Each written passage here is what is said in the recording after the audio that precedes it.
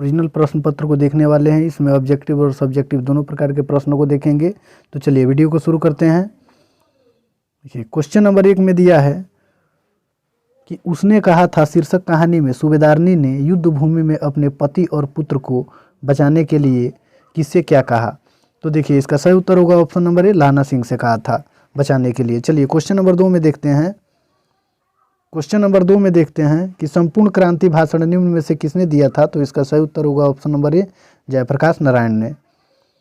चलिए फिर आगे वाला क्वेश्चन देखते हैं। क्वेश्चन नंबर 3 में कि ओ सदानेरा शीर्षक निबंध निम्न में से किस रचनाकार का है।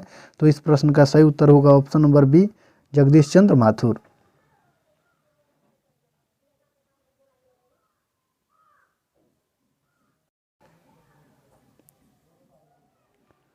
चलिए फिर 4 नंबर क्वेश्चन को देखते हैं। जूठन शीर्षक आत्मकथा निम्न में से किनकी रचना है। तो इस प्रश्न का सही उत्तर होगा option number A, Om Prakash Valmiki.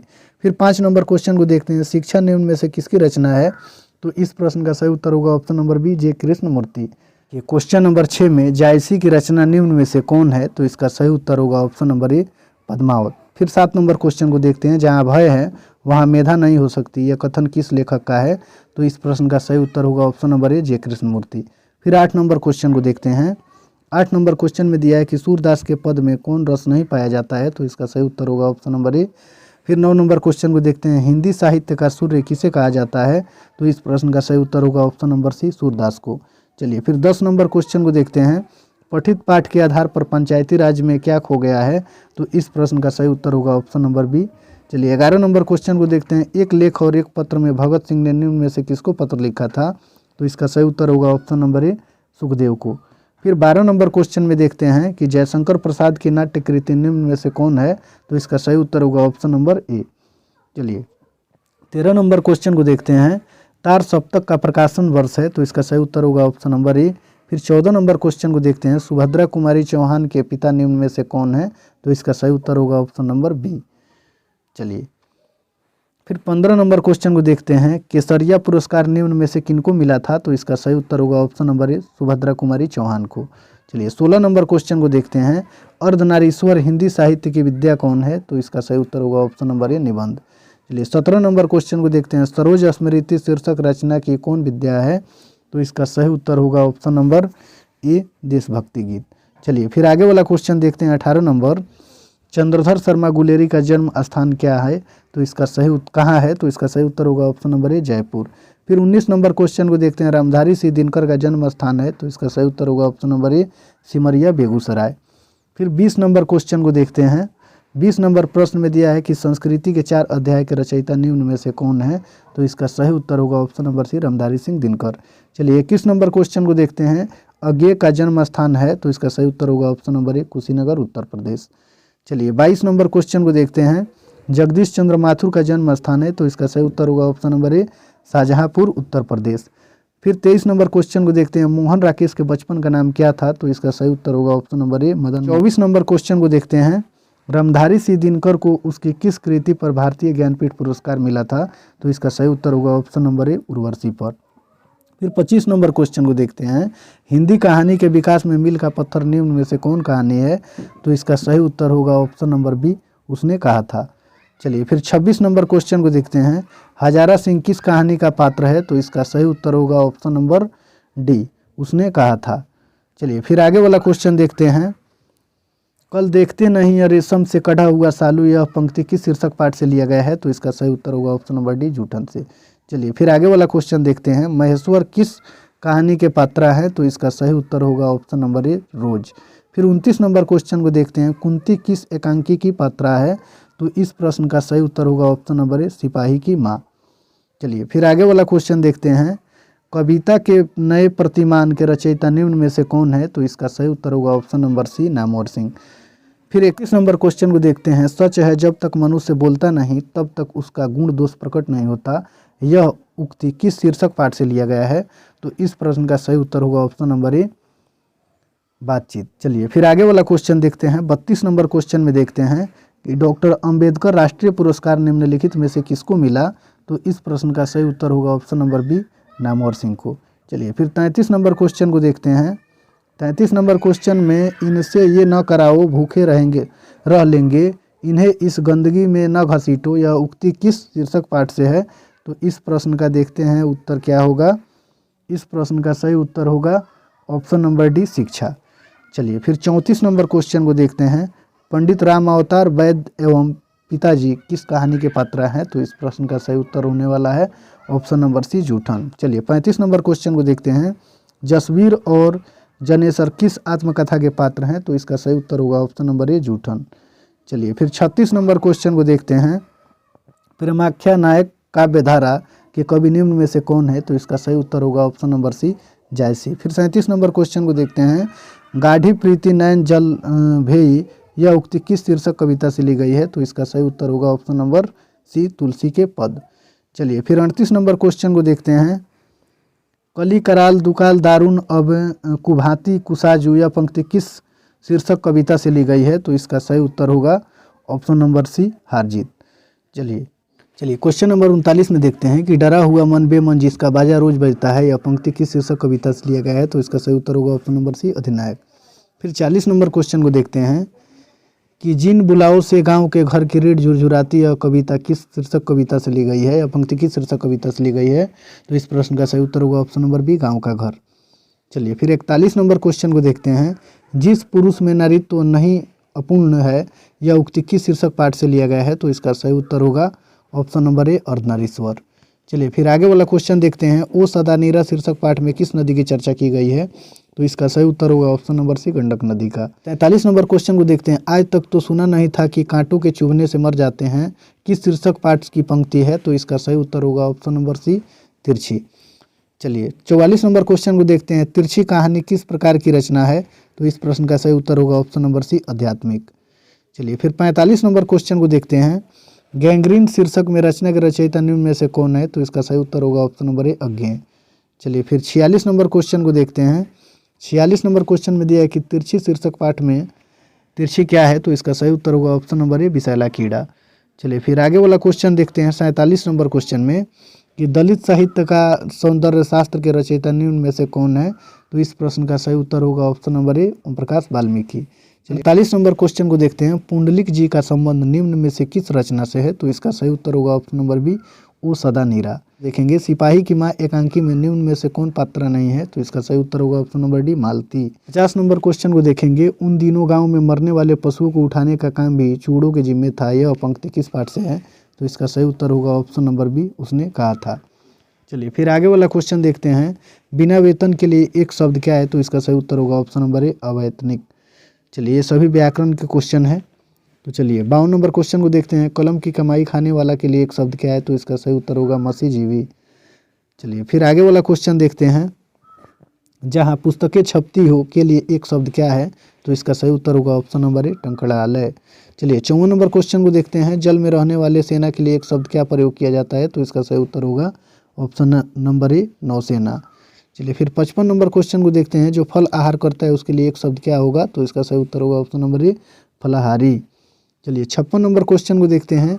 छात्रों के रहने का स्थान के लिए एक शब्द क्या है? तो इसका सही उत्तर होगा ऑप्शन नंबर ए, छात्रावास। चलिए फिर 57 नंबर क्वेश्चन को देखते हैं। राजदूत शब्द कौन समास है? तो इसका सही उत्तर होगा ऑप्शन नंबर सी, तत्पुरुष। देखिए ये तत्पुरुष समास इसलिए होगा क्योंकि जब इसका विग्रह करेंगे तो राजा का दूत होगा, और जिसमें कारक की विभक्ति हो राजा का दूत, तो जिसमें कारक की विभक्ति होती है वो तत्पुरुष समास हो जाता है। चलिए 58 नंबर क्वेश्चन को देखेंगे कि यथाशक्ति शब्द कौन समास है? तो इसका सही उत्तर होगा ऑप्शन नंबर ए, अव्ययीभाव समास। ये यथाशक्ति अव्ययीभाव समास इसलिए होगा क्योंकि यथा जिसके साथ लगा होगा ये अवय है तो वो अव्ययीभाव समास होगा। जैसे यथासंभव, यथाशक्ति, ये सभी अव्ययीभाव समास हो जाएंगे। चलिए फिर आगे वाला क्वेश्चन देखते हैं।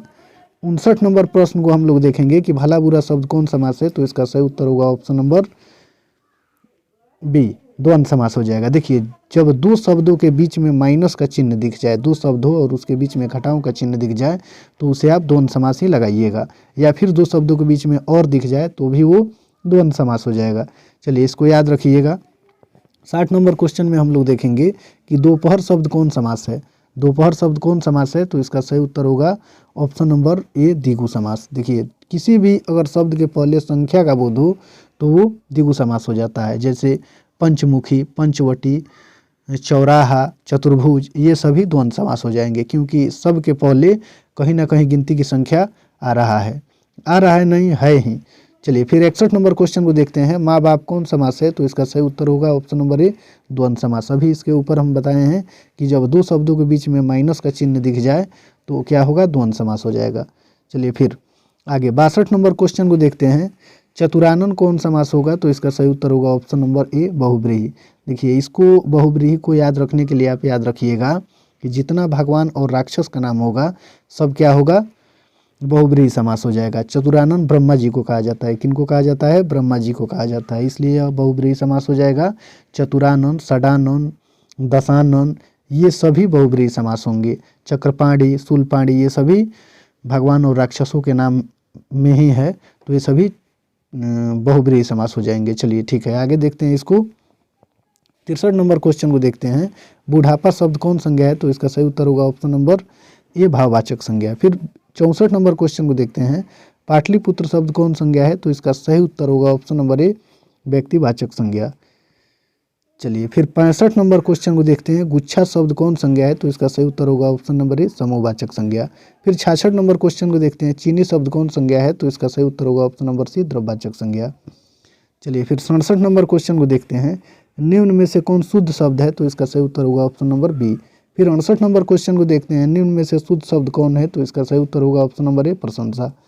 चलिए फिर 69 नंबर क्वेश्चन को देखते हैं। इतिहास शब्द का विशेषण क्या है? तो इसका सही उत्तर होगा ऑप्शन नंबर ए ऐतिहासिक। फिर 70 नंबर क्वेश्चन को देखते हैं। लोक शब्द का विशेषण क्या है? तो इसका सही उत्तर होगा ऑप्शन नंबर बी लौकिक। चलिए 71 नंबर क्वेश्चन को देखते हैं। भारत का विशेषण क्या है? तो इसका सही उत्तर होगा ऑप्शन नंबर बी भारतीय। फिर 72 नंबर क्वेश्चन को देखते हैं। खून पसीना एक करना मुहावरे का क्या अर्थ है? तो इसका सही उत्तर होगा ऑप्शन नंबर ए बहुत परिश्रम करना। चलिए फिर 73 नंबर क्वेश्चन को देखते हैं। ईंट से ईंट बजाना मुहावरे का अर्थ क्या है? तो इसका सही उत्तर होगा ऑप्शन नंबर सी लड़ाई करना। चलिए फिर आगे वाला क्वेश्चन देखते हैं। 74 नंबर गाल बजाना मुहावरे का अर्थ क्या है? तो इसका सही उत्तर होगा ऑप्शन नंबर ए डींगा हाँकना। फिर 75 नंबर क्वेश्चन को देखते हैं। अग्नि शब्द का परवाची शब्द क्या है? तो इसका सही उत्तर होगा ऑप्शन नंबर ए पावक। चलिए 76 नंबर क्वेश्चन को देखते हैं। कपड़ा शब्द का परवाची शब्द क्या है? तो इसका सही उत्तर होगा ऑप्शन नंबर ए वस्त्र। फिर 77 नंबर क्वेश्चन को देखते हैं। काजल शब्द क्या है? तो इसका सही उत्तर होगा ऑप्शन नंबर ए पुल्लिंग। चलिए फिर 78 नंबर क्वेश्चन को देखते हैं। आत्मा शब्द क्या है? तो इसका सही उत्तर होगा ऑप्शन नंबर ए स्त्रीलिंग। फिर अगला क्वेश्चन देखते हैं। प्राण शब्द क्या है? तो इसका सही उत्तर होगा ऑप्शन नंबर ए पुल्लिंग। चलिए फिर 80 नंबर क्वेश्चन को देखते हैं। पुरस्कार शब्द का विलोम क्या होगा? तो इसका सही उत्तर होगा ऑप्शन नंबर बी। चलिए फिर आगे वाला क्वेश्चन देखते हैं। अनुराग शब्द का विलोम क्या होगा? तो इसका सही उत्तर होगा ऑप्शन नंबर ए। फिर 82 नंबर क्वेश्चन को देखते हैं। कृपा शब्द का विलोम क्या होगा? तो इसका सही उत्तर होगा ऑप्शन नंबर सी कोप। चलिए 83 नंबर क्वेश्चन को देखते हैं। गणतंत्र शब्द का विलोम क्या होगा? तो इसका सही उत्तर होगा ऑप्शन नंबर सी परतंत्र। फिर 84 नंबर क्वेश्चन को देखते हैं। साकार शब्द का विलोम क्या होगा? तो इसका सही उत्तर होगा ऑप्शन नंबर ए निराकार। चलिए फिर 85 नंबर क्वेश्चन को देखते हैं। दक्षिण शब्द का विलोम क्या होगा? तो इसका सही उत्तर होगा ऑप्शन नंबर ए उत्तर। चलिए 86 नंबर क्वेश्चन को देखते हैं। नीलकमल शब्द कौन समास है? तो इसका सही उत्तर होगा ऑप्शन नंबर डी कर्मधारय समास। देखिए कर्मधारय समास तब होता है जब किसी पहले पद में ही आपको विशेषण दिख जाए। जैसे यहाँ नीलकमल का अर्थ होगा कि जो कमल है वो नीला है। जो कमल है वो क्या है? नीला है। कमल की विशेषता क्या बता रहा है? नीला, इसलिए कर्मधारय समास हो जाएगा। कर्मधारय समास पहचानने से पहले उसको विग्रह करके आप देख लीजिएगा कि शब्द के पहले विशेषण है या नहीं। चलिए फिर आगे वाला 87 नंबर क्वेश्चन देखते हैं। थोड़ा पानी किस विशेषण का उदाहरण है? तो इस प्रश्न का सही उत्तर होगा ऑप्शन नंबर सी परिमाण बोधक। देखते हैं कि जगन्नाथ शब्द का संधि विच्छेद क्या होगा? तो इस प्रश्न का सही उत्तर होगा ऑप्शन नंबर ए जगत प्लस नाथ। चलिए 89 नंबर क्वेश्चन को देखते हैं। विद्यार्थी शब्द का संधि विच्छेद क्या होगा? तो इसका सही उत्तर होगा ऑप्शन नंबर ए। चलिए फिर आगे वाला क्वेश्चन देखते हैं। 90 नंबर दिगंबर का संधि विच्छेद क्या होगा? तो इसका सही उत्तर होगा ऑप्शन नंबर बी दिक जोड़ अंबर। फिर 91 नंबर क्वेश्चन को देखते हैं। मदिरालय शब्द का संधि विच्छेद क्या होगा? तो इसका सही उत्तर होगा ऑप्शन नंबर सी मदिर प्लस आलय। चलिए फिर 92 नंबर क्वेश्चन को देखते हैं। अनजान शब्द में उपसर्ग क्या है? तो इसका सही उत्तर होगा ऑप्शन नंबर ए बी अन। चलिए फिर 93 नंबर क्वेश्चन को देखते हैं। पुरातन शब्द में उपसर्ग क्या है? तो इसका सही उत्तर होगा ऑप्शन नंबर बी पूरा। देखिए उपसर्ग पहले ही होता है, पहले ही शब्द में लगा होता है। जैसे 94 नंबर क्वेश्चन में दिया है कि प्रतिनिधि शब्द में उपसर्ग क्या होगा? तो देखिए प्रति होगा। क्या होगा? प्रति। तो इसका सही उत्तर होगा ऑप्शन नंबर ए। नंबर क्वेश्चन को देखते हैं, उपभाषा शब्द में उपसर्ग क्या है, तो इसका सही उत्तर होगा ऑप्शन नंबर बी उप। फिर 96 नंबर क्वेश्चन को देखते हैं, विशेष शब्द में उपसर्ग क्या है, तो इसका सही उत्तर होगा ऑप्शन नंबर सी वी। चलिए फिर 97 नंबर क्वेश्चन को देखते हैं, सुकर्म शब्द में उपसर्ग क्या है, तो इसका सही उत्तर होगा ऑप्शन नंबर ए सु। चलिए फिर 98 नंबर क्वेश्चन को देखते हैं, मैं स्वयं खा लूँगा यह किस सर्वनाम का उदाहरण है, तो इसका सही उत्तर होगा ऑप्शन नंबर सी निजवाचक। फिर 99 नंबर क्वेश्चन को देखते हैं, बेईमान शब्द क्या है, तो ये विदेशज शब्द है। चलिए फिर आगे वाला क्वेश्चन देखते हैं, लिंग के हिंदी में कितने प्रकार होते हैं, तो इसका सही उत्तर होगा ऑप्शन नंबर सी 2 प्रकार होते हैं। चलिए इससे संबंधित कुछ दीर्घोत्तरीय और लघुत्तरीय प्रश्नों को देख लेते हैं। देखिए खंड ब में आपको दिया रहेगा विषयनिष्ठ प्रश्न, जिसमें पहले नंबर प्रश्न में आपको किसी एक पर निबंध लिखना होगा। निबंध में देख लीजिए कौन कौन सा निबंध आएगा, ये सभी इंपॉर्टेंट निबंध है, इसको आप देख लीजिएगा। चलिए फिर आगे देखते हैं, 2 नंबर क्वेश्चन में आपको निम्नलिखित में से किन्हीं 2 अवतरणों की प्रसंग व्याख्या करने होंगे। चलिए फिर आगे देखते हैं, क्वेश्चन नंबर 3 में अपने प्रधानाध्यापक के पास एक आवेदन पत्र लिखने होंगे, जिसमें किसी पर्यटन स्थल पर घूमने जाने का अनुरोध हो, अथवा ये नहीं लिखते हैं तो आपको लिखने होंगे एटीएम कार्ड हेतु बैंक प्रबंधक के पास एक आवेदन पत्र लिखें। चलिए दोनों में से किसी एक को बनाना है। फिर क्वेश्चन नंबर 4 में आपको कुल 10 क्वेश्चन दिए जाएंगे। कितने? 10 क्वेश्चन दिए जाएंगे और उनमें से 5 प्रश्नों को बनाने होंगे आपको। ये सभी प्रश्न इंपॉर्टेंट प्रश्न है, इसको देख लीजिएगा।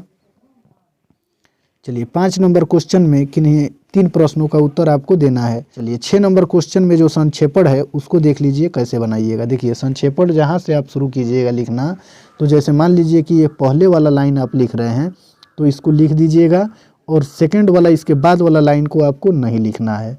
फिर उसके बाद वाला लाइन आप लिखना शुरू कर दीजिएगा जहाँ ख़त्म होगा, फिर उसके बाद में इस लाइन को नहीं लिखेंगे। ऐसे करके आप लिखिएगा कि एक लाइन लिखना है, उसके बाद वाला लाइन को नहीं लिखना है, फिर उसके बाद वाला लाइन को लिखना है, फिर उसके बाद वाला लाइन को नहीं लिखना है और अंत में लिखना है कुल शब्द, यानी ये जितना टोटल शब्द है सबको गिन करके आप शब्द बराबर, और जो संक्षेपण का शब्द एक लाइन लिखे हैं और एक लाइन छोड़ करके लिखे हैं उन सभी को गिन लीजिएगा और संक्षेपण शब्द में जितना आएगा उसको लिख दीजिएगा। आपका 4 नंबर आ जाएगा।